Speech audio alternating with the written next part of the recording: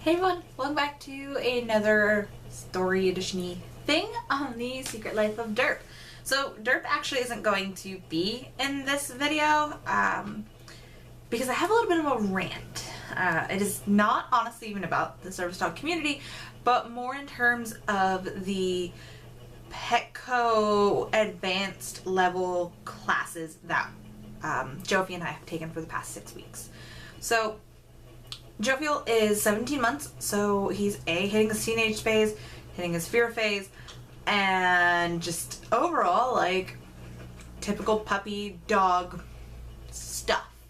So 90% of the time he does super great. He listens really well, he heals really well, he does his tasks and his commands perfectly and beautifully.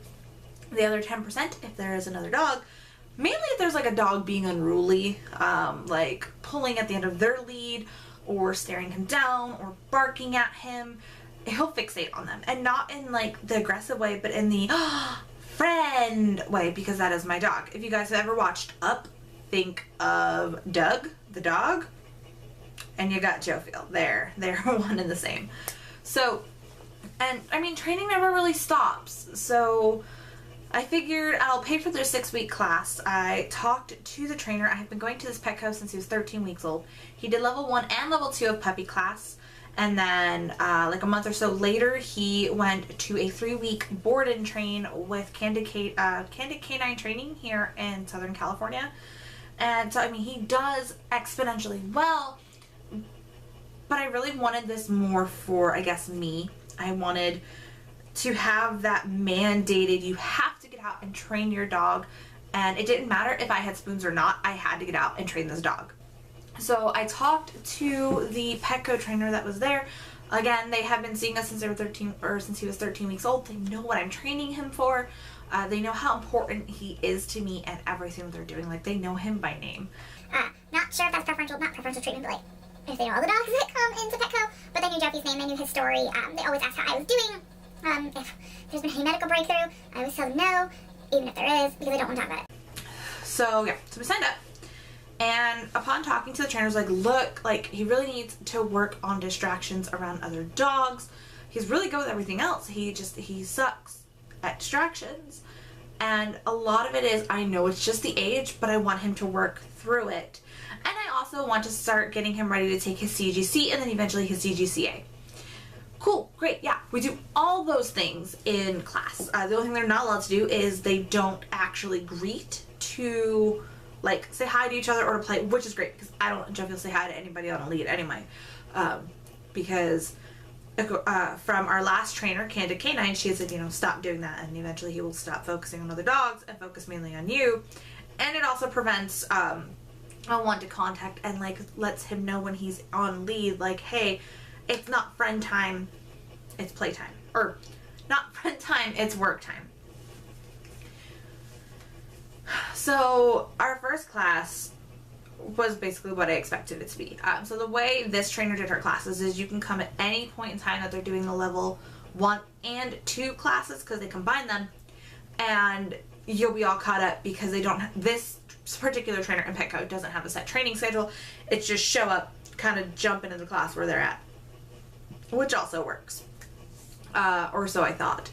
So the first day, first class, we did, this is basically what we did every class. We walked around the store, got the dogs in training mode, focus on me, get some of your energy out while we're walking with the pack, and get ready to do your shit. And then we ended up practicing downstays, recalls, long distance downstays, long distance recalls, and then we started doing like the long distance commands, like where we call, or like, I guess it's like halting commands, I don't remember what she called them, but like we have them in a long distance and then we call them to us, but before they get to us, like in the middle of their running to us or walking or whatever the hell they're doing, you say whatever your command is. So sit, lay down, halt, and then the dog was to perform that command, which, I mean, that was cool. I've always wanted to do that with Jofi. I had no idea how to start it. So I did learn something the first day. I also learned Jofiel on the first day did not want to listen. But on the first day, can't use an e-collar. despite the fact that I told her, like, I'm not using my e-collar as a correction tool. I have a selective mutism where if I get too anxious, I have it on vibrate and I click the vibrate to get his attention, because I freeze, I get really anxious, and I can't function, can't move my hands the way I need to. So I would click the vibrate to be like, hey, doggo, kind of like a tap on the shoulder, like, I need you, focus, look at me, and then give the hand signal. And then that was how our training has always worked since he was 7 months old. They had said, nope, not allowed. Okay, cool. Petco's policy. Cool. There was a dog there. I'm not giving any breeds. I don't want to give any breeds. I'm not going to give which Petco this is at. It's just a Petco in San Diego. So there's this dog there, and the trainer had said that, like, these dogs had all been coming for a really long time. Some of them had been with her since the previous trainer left, which I really love the previous trainer. I'm really sad that she left. So they've been going for weeks and weeks and weeks and weeks and weeks. Longer than the 6-week thingy. Which is cool. So to me, I was like, hey, like, this lady should know what she's doing. Well, there's a dog there that she kept pointing out in the class, and she's like, this dog has been coming to us since puppy level 1, and she's been doing advanced levels 1 and 2 for however long she's been doing it, a couple months, 5-6 months. So I was like, alright, cool, like, constantly training. I'm totally down with that, dude. This dog was so stressed out. I was honestly very afraid to have Jofiel near this dog because of how stressed out this dog was. Constant panting, constant wailing, constant lip flicking. Her ears were pressed to the back of her head. Her tail was always tucked. This dog was so nervous and didn't want to be there. And I felt I really felt really bad for this dog. And the dog didn't listen. Not that the dog was, like, yanking on the lead or pulling the owner around, but just that the owner would be like, hey, doggy, sit. And the dog would look at her like this. Nope. Doggy, doggy, doggy, doggy, doggy, sit. Nope. Eventually, 5, 6, 7, 8, 9, 10 times of giving the command, the dog would maybe eventually do it. Or the lady be like, meep, and walk away. And I know, before anybody says anything, I know that is the purpose of training, is to get the dogs to listen. However, this dog's been going for 6 months of just the advanced levels 1 and 2. This dog should know shit. So that was class 1. Oh, that dog also had a prong collar on, which, from what I was told, Petco is positive reinforcement only. You can't use prongs. So I was like, alright, cool. I'm gonna push the envelope and put a prong on Jofiel. Because this bitch gonna listen. Like, if I can't stim him, he's gonna listen to a pop. I should also probably preface this. I am a balanced dog trainer on my own. Like, I have my own company. I'm a very balanced dog trainer. I do positive reinforcement for dogs when it works. Jofiel is so prey-driven sometimes that it doesn't always work. So we have to use alternative methods. And if you don't like it, then just go. Click the X up one of those buttons. But yeah, so second class. Joe found a prong. It's a bright pink prong on a black dog. Clearly see it, not hiding it. So we go to class. She doesn't say anything about the prong. Alright, cool. So maybe this trainer allows prongs versus e-collars because it's more like getting away with it in terms of Petco. I don't know. I don't know what her method was around it. But I used it. So, second class, walked around the store again. Long distance sit stay. Long distance recall. Yep. Long distance sit stay. Long distance recall. That was it for week 2. Okay, maybe you practice some things for 2 weeks and then you move on to something else. Week 3. Walk around the store. Long distance sit. Long distance recall.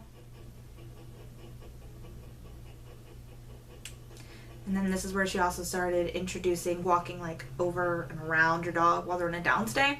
Been doing that with Jofi since he was 13 weeks old, so that was nothing. Put him down, stood over him, had him look up at me without getting up. Stepped over him, hopped over him, ran around in circles. He didn't give a shit. He also, at this point, got used to having the other dogs around, that he listened. He was fine, which is always what happens once he gets so used to being around another pack. He's just like, they're my friends, I don't care, I don't need to go see them. That was fun. Week 4. We get another puppy. I think the dog was like 9 months or maybe a year old. Little off the wall thing. And not really little, like labish mix. So not like the size of a lab, but not really tiny. This dog knew no commands at all. No basic obedience, no sit, no stay, no down. Like the owner of this dog was like grabbing the dog by the collar and pulling it down to the ground. And the trainer didn't say anything, like didn't teach them, hey, no, like to say you lure the dog to the ground, lure the dog to sit, lure the dog to come to you.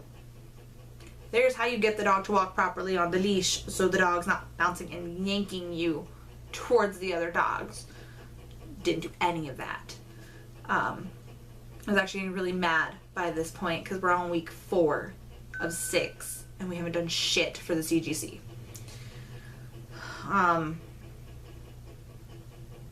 Also, I'm pretty sure this was also week 4 that this dog lunged at Jofi. It wasn't a mean lunge by any means. Like this dog was like super happy tail, all like bleh, and wiggly butt. But it made me really uncomfortable because what we were starting to do in week 4 was we walked in a circle with them. We had one dog in the middle and then all of us dog owners with the dogs walked around this one dog a couple of times, stopped, and then we switched. The purpose of that was to keep the dog in the center, focused on you, the dog's walking around, focused on whoever's walking them. I actually kind of liked that exercise. Jofi gave no shits about any of the dogs. And then after that, we were to do recalls with our dogs through the line of dogs. I told her I wasn't going to do it. My anxiety of just flashbacks of what happened to Bella when she had to come through, I just couldn't do it. So I did a short recall, but I made sure he wasn't near any of the other dogs, which she was like, all right, whatever. I know he knows recall. He always goes to you no matter what you're doing. And then we had to do long distance stay in the center of all these other dogs, which also made me really nervous. So I had a sit stay, I walked away. By the way, all these dogs are always on lead, so we're not like dropping the lead and walking the way. We have to go to the end of the lead. So I went about 8 feet because that's how long this lead was. So I walked away and came back, praising Jofi. Yes, good boy. Giving him a treat. I'm getting ready to walk next to him to put him at a heel, and this little like bouncy puppy that I was just talking about lunges at the end of the lead almost to Jofi, and like I instantaneously, here's Jofi, here's my body, like, so here's the front of me, here's Jofi's butt here, and then this dog's lunging this way, so I like block it and like stick my leg out, basically almost kick this dog. And I got into such a PTSD overdrive because my previous service dog Bella was attacked from behind by a lab while we were out 2 years ago, and it forced her to retire. So I got super antsy and super amped up and like really nervous and anxious, and obviously Jofi started tasking and doing what he was supposed to do. And I don't know why, but I apologized. Like, oh my god, I'm so sorry. And the trainer's like, no. This dog needs to learn.